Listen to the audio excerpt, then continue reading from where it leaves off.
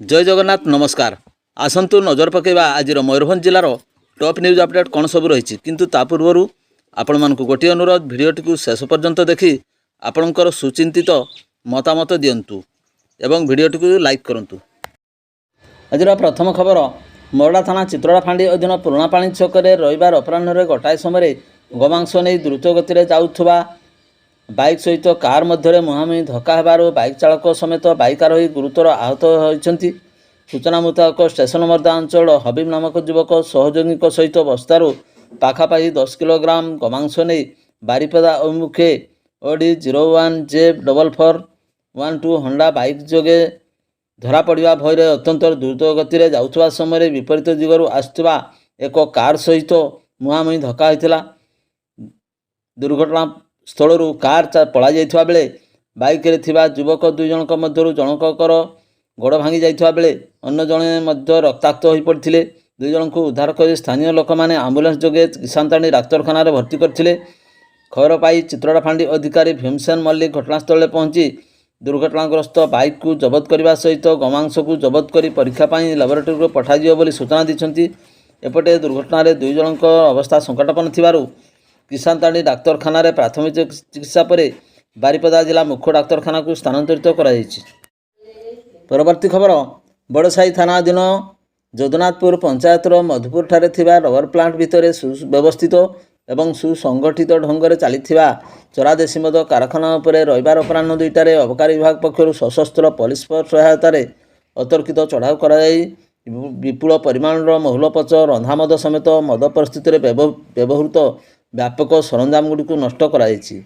Madhupur rubber plant भितर अत्यंत सुव्यवस्थित एवं सुसंगठित उपाय चरामद कारखाना चलीथिबार खबर पाई अबकारी विभाग टीम इन्स्पेक्टर श्रीधर महांती नेतृत्व में बेतनटी खुंटा और उदला अबकारी विभाग थाना अधिकारी को नहीं सशस्त्र पुलिस सहायतार आतर्कित चढ़ाऊ कराइथिला। चढ़ाऊ समय चरामद माफिया बापी सिंह घटनास्थल चंपट मारिबारे सफल होइथिला।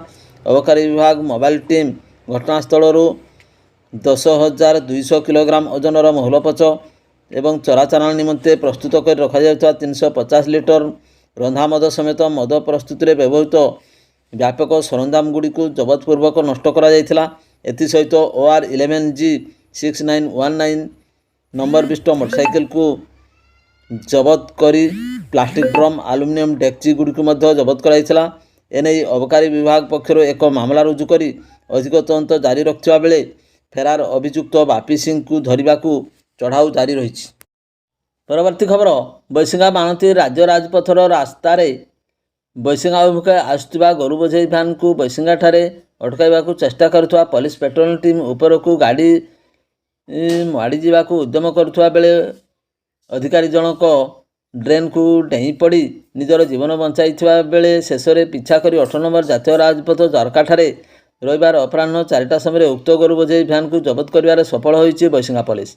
सूचना मुताबक मालभाई भ्यान जोगे भैन भाव चालाण नहीं खबर मिलवा पर माणती बैसिंगा रास्तार उक्त संदिग्ध भ्यान को पुलिस टीम पिछा करथिबा मात्रे पुलिस टीम को चकमा देखाई खसी पलैबा को चेष्टा करिथिबा गोरु बोझे भ्यान को पूर्वर बैसिंगा ठारे छकिथिबा बैसिंगा पुलिस आउ एक टीम अटकाइबा को चेष्टा करथिले। सेही समय एसआई प्रदीप देव ऊपर को उक्त भ्यान माड़ी जावा को चेष्टा करुथिबारु डेई पड़ी निजर जीवन बंचाई।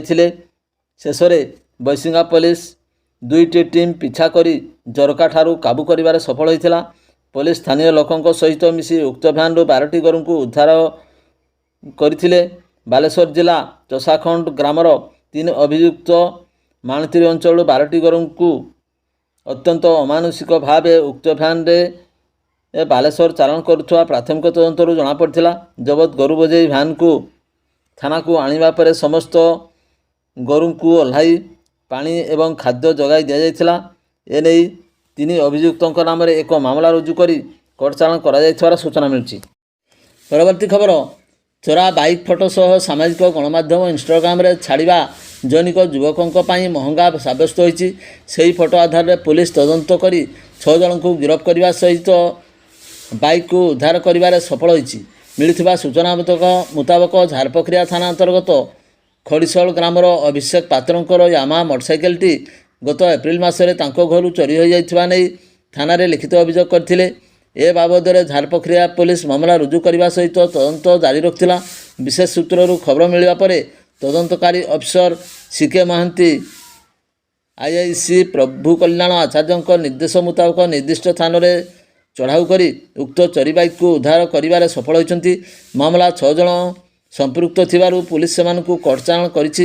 ସେମାନେ ହେଲେ ବାରିପଦା ଶଙ୍ଖାଭଙ୍ଗା ଗ୍ରାମର ଦେବାଚାର୍ଯ୍ୟ ଘୋଷ 21 ବର୍ଷ, ବାରିପଦା ବଜ୍ରତୁଣ୍ଡି ଗ୍ରାମର ଜଗନ୍ନାଥ ମହାନ୍ତ 25 ବର୍ଷ, ଦେଉଳ ସାହିର ସିଦ୍ଧେଶ୍ୱର ବାରିକ 22 ବର୍ଷ, କେଶିପୁର ଅଞ୍ଚଳ ଗୋପାଳ ମୁର୍ମୁ 43 ବର୍ଷ, ଆକାଶ ଆଣ୍ଟୋନି ଓ ଲରେନ୍ସ ଆଣ୍ଟୋନି।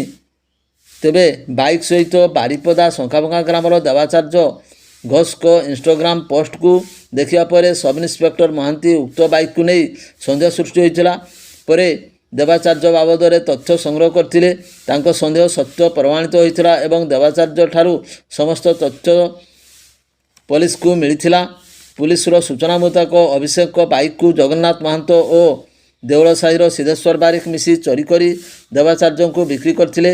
ଉକ୍ତ ବାଇକ୍ ସହିତ ଦେବାଚାର୍ଯ୍ୟ ନିଜ ଇନଷ୍ଟାଗ୍ରାମ ଆଇଡିରେ ଫଟୋକୁ ପୋଷ୍ଟ କରିଥିଲେ। ତେବେ ଜଗନ୍ନାଥ ଓ ସିଦ୍ଧେଶ୍ୱର କୌଣସି ସୂତ୍ରରୁ ବାଇକ୍ ବାବଦରେ ତଥ୍ୟ ସଂଗ୍ରହ କରୁଥିବା ଖବର ପାଇ ବାଇକ୍କୁ ଦେବାଚାର୍ଯ୍ୟଙ୍କ ଠାରୁ ଆଣି କେଶିପୁର ଅଞ୍ଚଳରେ ଦୁଇ ଭାଇ ଆକାଶ ଆଣ୍ଟୋନି ଓ ଲରେନ୍ସ ଆଣ୍ଟୋନିକୁ ବିକ୍ରି କରିଥିଲେ। ପୁଲିସ ପଛରେ ପଡ଼ିଥିବା ଜାଣି ସେମାନେ ବାଇକ୍ର ରଙ୍ଗ ଚେସିସ୍ ନମ୍ବର ସହିତ ନମ୍ବର ପ୍ଲେଟ୍ ବଦଳାଇବା ପୁଲିସ ସନ୍ଦେହ କରୁଥିବା ବେଳେ ସବୁବେଳେ ଗୋପାଳ ମୁର୍ମୁ ସହଯୋଗ କରିଥିବା ଜଣାପଡ଼ିଥିଲା। ପରେ ସେମାନେ ଗାଡ଼ିକୁ ଏକ ନିର୍ଦ୍ଦିଷ୍ଟ ସ୍ଥାନରେ ଲୁଚାଇ ରଖିଥିଲେ। ସୂତ୍ରରୁ ଖବର ପାଇ ପୁଲିସ ନିର୍ଦ୍ଦିଷ୍ଟ ସ୍ଥାନରେ ଚଢ଼ାଉ କରି ବାଇକ୍କୁ ଜବତ କରିଥିବାରେ ସଫଳ ହୋଇଥିଲା। ତେବେ ବାଇକ୍ର ନମ୍ବର ସବୁକିଛି ବଦଳ କରୁଥିବା ପୁଲିସ ସନ୍ଦେହ କରୁଥିବା ବେଳେ ଯାଞ୍ଚ ନିମନ୍ତେ ପରିବହନ ବିଭାଗ ସହଯୋଗ ନେଇଥିବା ସୂଚନା ମିଳିଛି। ପରବର୍ତ୍ତୀ ଖବର, ବାଙ୍ଗିରିପୋଷି ବ୍ଲକ ବଣକାଟି ଛକ ନିକଟରେ ବସ୍ର ପଛ ଚକରେ ନିଆଁ ଲାଗିଯିବା ଘଟଣା। ବସ୍ରେ 60ରୁ ଉର୍ଦ୍ଧ୍ୱ ଯାତ୍ରୀ ଥିଲେ। ସୂଚନା ଅନୁଯାୟୀ ଯାତ୍ରୀମାନେ ସୁଳିଆପଦା ଥାନା ମହାବେଲ ପଞ୍ଚାୟତ ବିକାଶ ଗ୍ରାମର ଭଗବାନ ରାଜଙ୍କ ଝିଅ ସୁଭଦ୍ରାର ରିସେପସନ୍ ପାଇଁ ବିଶୋଇ ଯାଇ ଫେରୁଥିଲେ। ବିଶୋଇ ଲୁହାକାନି ପଞ୍ଚାୟତ ଜାମୁରଡିହାରୁ ଫେରୁଥିବା ବେଳେ ବଣକାଟି ନିକଟରେ ପଛ ଚକରେ ବ୍ରେକ୍ ସହ ପଡ଼ି ଯାଇ ନିଆଁ ବାହାରିଥିଲା। ରାସ୍ତାରେ ଯାଉଥିବା ପ୍ରଭାତ ପାତ୍ର ନାମକ ଯୁବକ ନିଆଁ ଲାଗିଥିବା ଦେଖି ବସ୍ ଅଟକାଇବା ସହିତ ଅଗ୍ନିଶମ ବିଭାଗକୁ ଖବର ଦେଇଥିଲେ। ଦମକଳ ବାହିନୀ ପହଞ୍ଚି ନିଆଁକୁ ଆୟତ୍ତ କରିଥିଲା। ସେତେବେଳକୁ 60ରୁ ଉର୍ଦ୍ଧ୍ୱ ଯାତ୍ରୀ ଜୀବନ ବଞ୍ଚାଇବାକୁରେ ସଫଳ ହୋଇଥିଲେ। ବସ୍ରୁ ଓହ୍ଲାଇ ପଡ଼ିଥିଲେ। ଦୁଆରଶୁଣି ଘାଟି ଓହ୍ଲାଇଥିଲେ ମଧ୍ୟ ଡ୍ରାଇଭର ଶଙ୍କର ନାୟକ ବସ୍ ଅଟକାଇ ଚକ ଦେଖି ନ ପାରିବାରୁ ଏପରି ଘଟଣା ଘଟିଛି ବୋଲି ଯାତ୍ରୀମାନେ କହିଛନ୍ତି। ପରବର୍ତ୍ତୀ ଖବର, ଓଡ଼ିଶା କୁର୍ମୀ ଶିକ୍ଷକ ମଞ୍ଚ ଅନୁକୂଲ୍ୟରେ ରାଜ୍ୟସ୍ତରୀୟ କୁର୍ମୀ ମେଧାବୀ ବିଦ୍ୟାର୍ଥୀ ସମ୍ବର୍ଦ୍ଧନା ସମାରୋହ 2025 ସ୍ଥାନୀୟ ଷ୍ଟାଡିୟମ ସମ୍ମିଳନୀ କକ୍ଷରେ କୁର୍ମୀ ଶିକ୍ଷକ ମଞ୍ଚର ସଭାପତି ସିଦ୍ଧଲାଲ ମହାନ୍ତଙ୍କ ପୌରୋହିତ୍ୟରେ ରବିବାର ଅନୁଷ୍ଠିତ ହୋଇଯାଇଛି।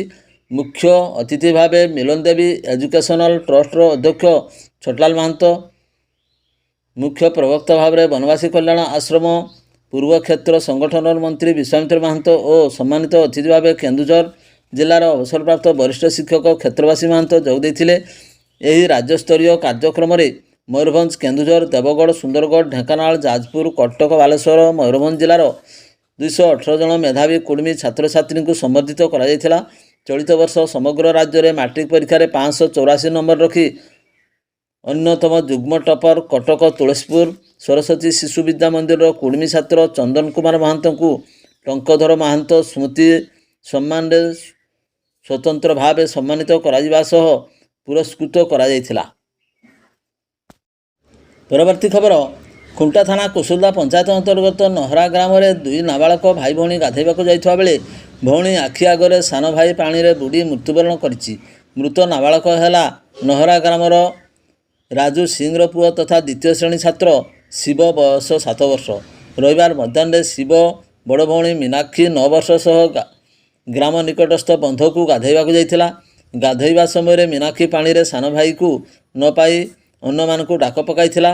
ପାଖ ଲୋକ ଏବଂ ପରିବାର ପହଞ୍ଚି ପାଣି ଭିତରେ ଖୋଜାଖୋଜି କରି ଶିବକୁ ଉଦ୍ଧାର କରିଥିଲେ ସୁଦ୍ଧା ଡାକ୍ତରଖାନାରେ ଭର୍ତ୍ତି କରିଥିଲେ। ତେବେ ସେତେବେଳେ ଡାକ୍ତର ଶିବଙ୍କୁ ମୃତ ଘୋଷଣା କରିଥିଲେ।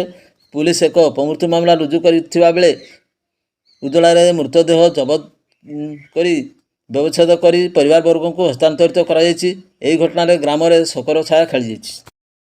ପରବର୍ତ୍ତୀ ଖବର, ସ୍ଥାନୀୟ Pandit Raghunath Murmu medical college hospital ପରିସରରୁ ବାଇକ୍ ଚୋରି ହୋଇଥିବା ନେଇ ବାରିପଦା ବ୍ଲକ ରାଗଧା ଗ୍ରାମର ବାଦଲ ବିନ୍ଧାଣୀଙ୍କ ଅଭିଯୋଗ କ୍ରମେ ଟାଉନ ଥାନାରେ ଶନିବାର 344/25 ନମ୍ବରରେ ଏକ ମାମଲା ରୁଜୁ ହୋଇଛି।